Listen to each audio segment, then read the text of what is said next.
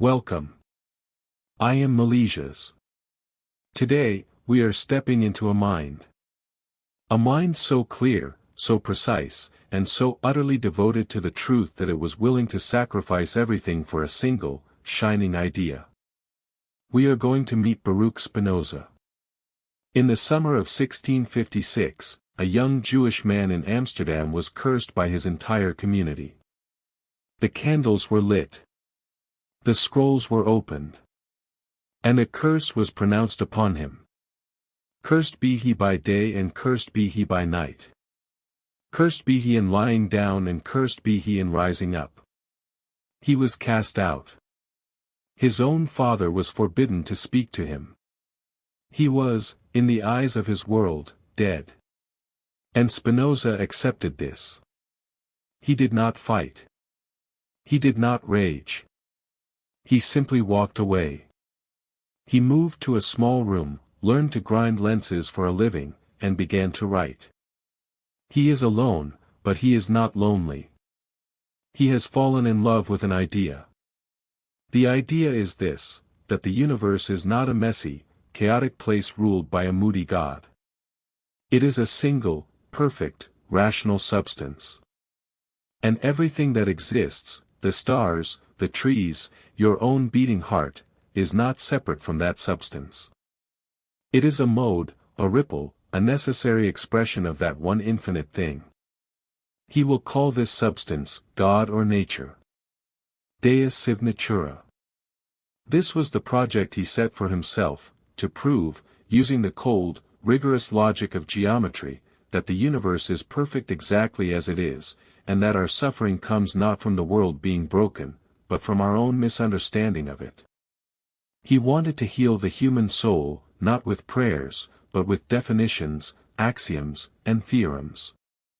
But before we can understand his God, we must first understand what Spinoza meant by substance. Let us walk together into the heart of his vision. This is part 1, Deus sive natura, God or nature. To understand Spinoza's God, you must first abandon almost everything you think you know about the divine. Spinoza's God is not a person. He is not a king.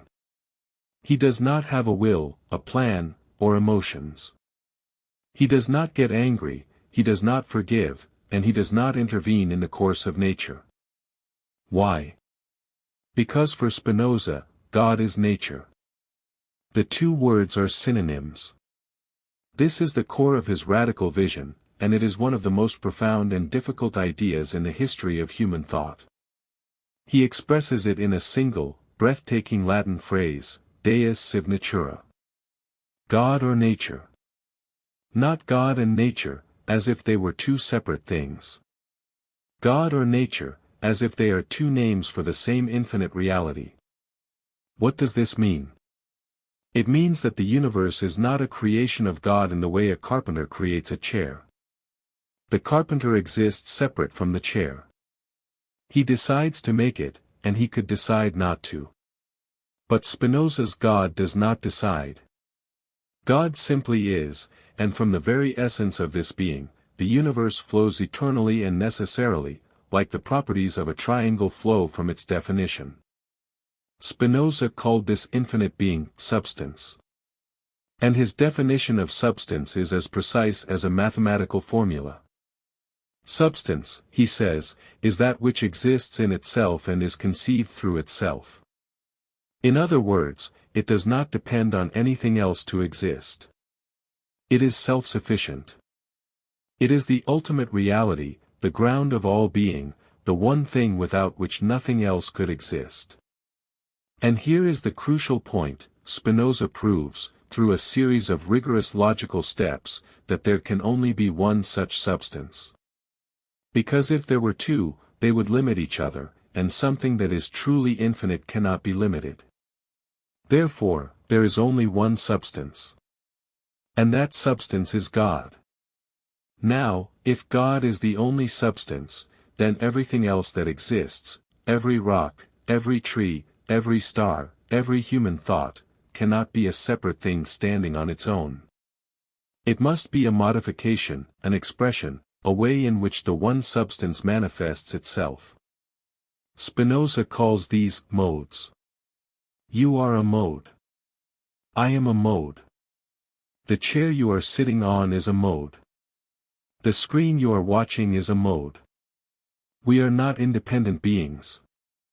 We are ripples on the surface of an infinite ocean. This is a deeply humbling and yet strangely comforting vision.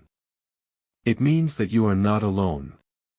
You are not a separate self, cut off from the world, struggling against an alien universe. You are an expression of the universe itself. The same substance that forms the stars forms your heart. The same infinite power that moves the galaxies moves your breath. You are not in the universe. You are the universe, experiencing itself in a particular, temporary form. And this leads us to a difficult question. If everything is God, if everything flows necessarily from the divine nature, then what about suffering? What about evil? What about all the pain and injustice that fill our world? Is Spinoza saying that these are also part of God? His answer, which we will explore in the next part, is both challenging and liberating. He does not deny the reality of suffering. He simply asks us to see it differently. Not as a punishment, not as a flaw in creation, but as a consequence of our limited perspective. We suffer because we see only fragments, not the whole. We are like a person looking at a tiny corner of a vast, beautiful painting and declaring it ugly because we cannot see the entire masterpiece. This is part one of our journey. The foundation has been laid. One substance. Infinite attributes. And we, the modes, the ripples, the expressions of the divine. In the next part, we will descend into the human mind and ask, if everything is determined, if everything flows necessarily from the nature of God, do we have any freedom at all? And if so, what kind of freedom could it possibly be? If God is everything, and everything flows necessarily from the divine nature, then a terrifying question arises. What becomes of our freedom? Are we just puppets? Are all our choices, our loves, our deepest convictions, nothing more than the grinding of a vast, cosmic machine? Spinoza's answer is both brutal and liberating. He does not offer us the comfortable illusion of free will. He offers us something far more valuable, the truth. And the truth, he believed, is the only path to genuine freedom. He begins with a simple, devastating image. Imagine a stone flying through the air. It has been thrown by a hand. It moves at a certain speed, in a certain direction. And now, imagine that this stone suddenly becomes conscious. It feels itself moving. It feels the wind rushing past. And because it is aware of its own motion, but unaware of the hand that threw it, it believes that it is moving itself. It believes it is free. This, Spinoza says, is the human condition. We feel our desires, our choices, our actions. We are intensely aware of them. But we are ignorant of the causes that determine them.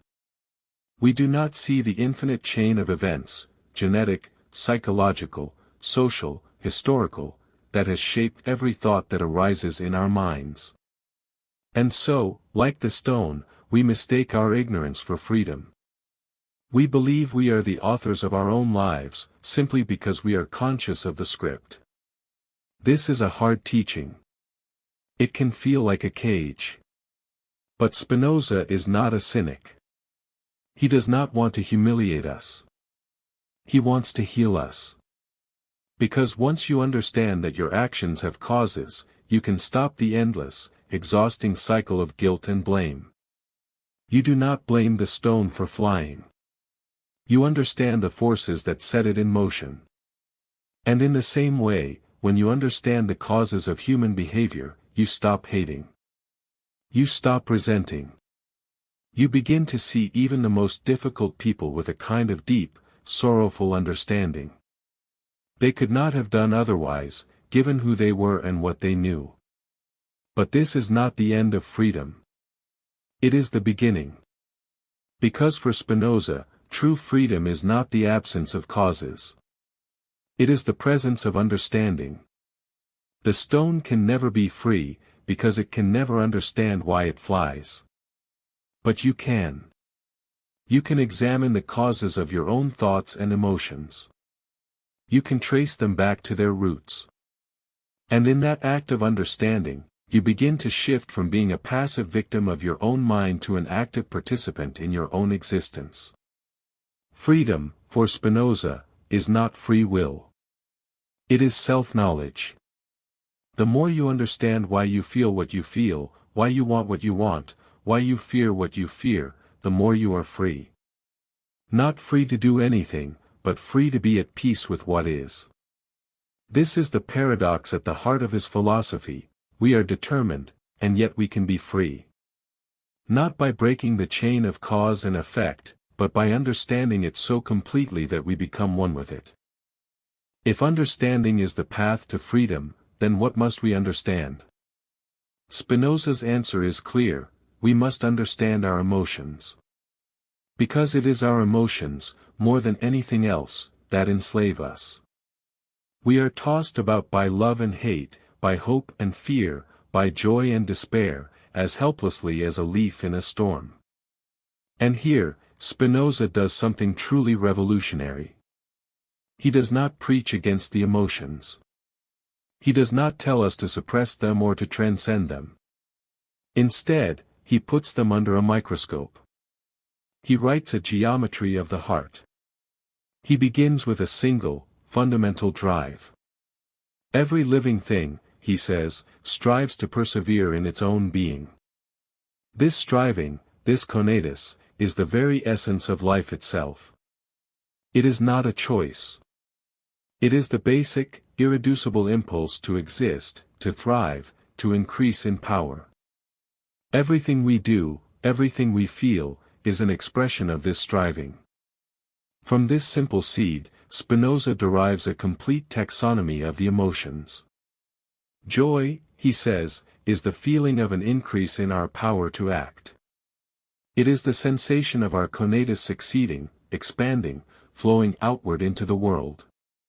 When we fall in love, when we solve a difficult problem, when we create something beautiful, we feel joy because we are becoming more fully what we already are. Sorrow, on the other hand, is the feeling of a decrease in our power.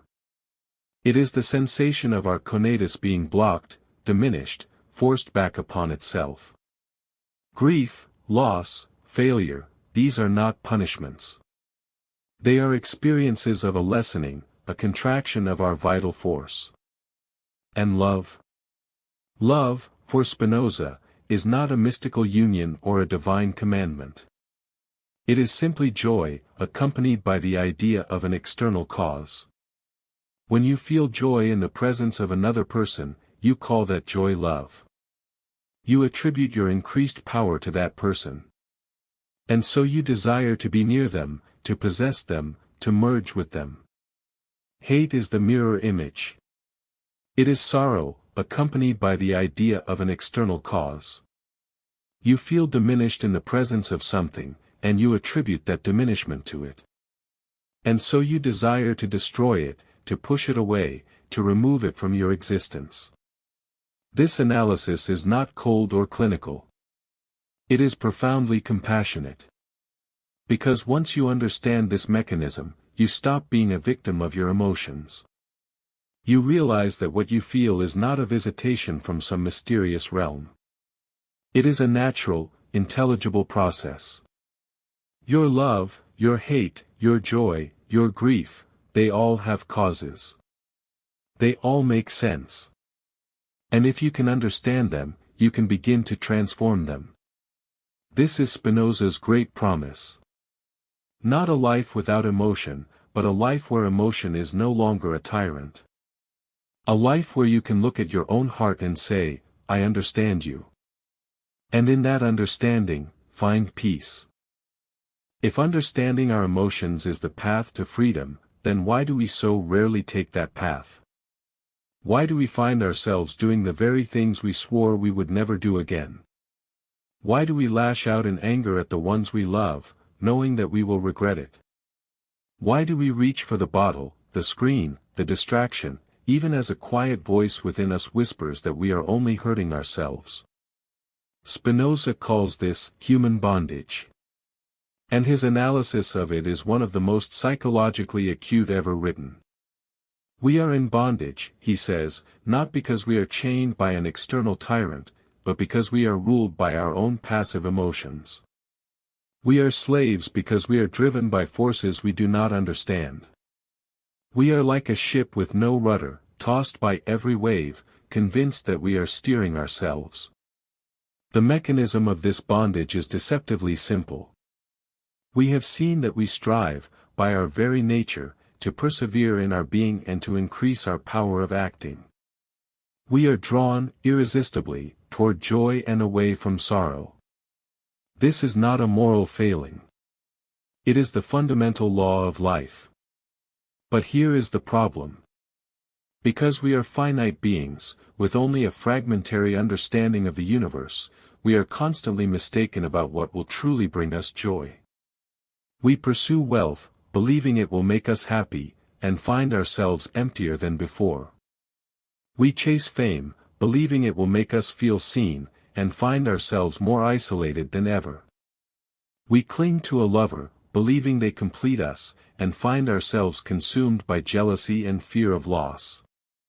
We are, Spinoza says, like a child who sees a bright, shiny object and reaches for it, not knowing it is a flame that will burn. We are not evil. We are ignorant. And our ignorance causes us to invest our hope of salvation in things that can only enslave us further. The more we pursue these external goods, these fragile treasures, as Spinoza calls them, the more we become dependent on things outside our control. And the more dependent we are, the more we suffer. Because the world does not bend to our desires. The flame burns, regardless of our wishes. This is the true genius of Spinoza's psychology. He sees that our addiction to external things is not a sign of our strength, but of our weakness. It is a symptom of a soul that does not yet understand itself. The person who is truly strong, truly powerful, is not the one who conquers others or accumulates the most possessions. It is the one who has cultivated an inner understanding so clear and so deep that their joy no longer depends on the shifting sands of fortune. Their peace comes from within, not from without. And so, the path out of bondage begins with a question. A question we must ask ourselves every time we feel the pull of a destructive desire. Why do I want this? What do I truly believe this will give me? And is that belief true? This is not repression. This is inquiry. It is the beginning of the transformation from a passive slave of emotion to an active understanding being. We have arrived at the final summit of Spinoza's philosophy. It is the highest and most difficult peak, but also the most beautiful. He calls it the third kind of knowledge, or intuitive knowledge. It is the perspective from which the universe is seen, not as a collection of separate, competing fragments, but as a single, perfect, eternal whole.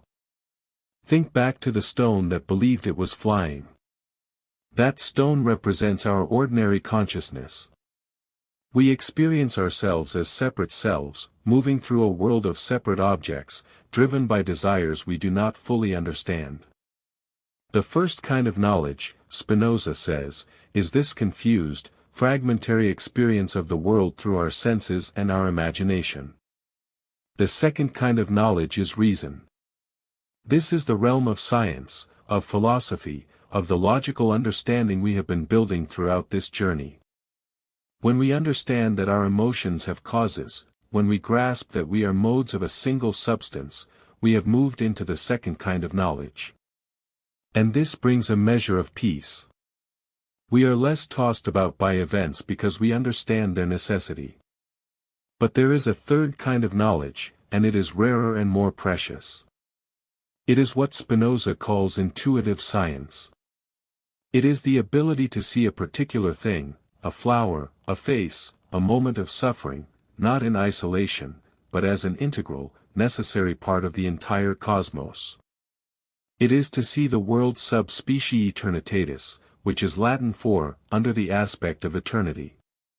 When you see a thing under the aspect of eternity, you do not just understand that it had a cause. You feel, with your whole being, that it could not have been otherwise, and that its existence is a necessary expression of the infinite divine substance. You see the whole universe in a grain of sand, not as a poetic metaphor, but as a lived, felt truth. And what happens to your emotions when you see the world this way? They are transformed. The hatred you felt for an enemy dissolves, because you see them as a necessary part of the same infinite tapestry to which you belong. The fear of death that haunted you begins to fade, because you understand that you were never just this tiny, finite ego. You are an eternal mode of an eternal substance, and your essence, your true self, has a reality that is beyond the birth and death of the body. This is not a cold, abstract idea. For Spinoza, it is the source of the deepest possible joy. He calls it the intellectual love of God. And this love is not a plea for favor or a song of praise. It is the natural state of a mind that has understood reality. Because God, in Spinoza's system, is not a person who needs to be loved. God is the universe itself. And to love the universe, with clear, unblinking knowledge of all its beauty and all its terror, is to participate in God's own infinite love for himself. This is the end of the journey. Not a heaven after death, but a peace available right now, in this life. It is the peace of the stone that finally understands the hand that threw it, and in that understanding, finds its flight to be not a curse, but a dance. It is the peace of the drop of water that realizes it is, and has always been, part of the ocean. Spinoza does not promise us a life without pain. He promises us a life where pain no longer has the final word. Because beyond the sorrow of our limited, fragmentary selves, there is a joy that is eternal, a peace that is unshakable, and a love that encompasses everything. This is not an escape from the world. It is the fullest possible embrace of it. We have traveled far together. We have walked through the bare room of a lens grinder in Amsterdam and found ourselves standing at the edge of the universe, looking back at it as a single, perfect gem. This was the vision of Baruch Spinoza. A vision that is not easy to hold. The world is loud. It pulls at us with 1,000 small desires, 1,000 sharp fears. And the peace that Spinoza described, the peace that comes from understanding, from seeing things as they truly are, can sometimes feel very far away. But perhaps that is why we return to these old books.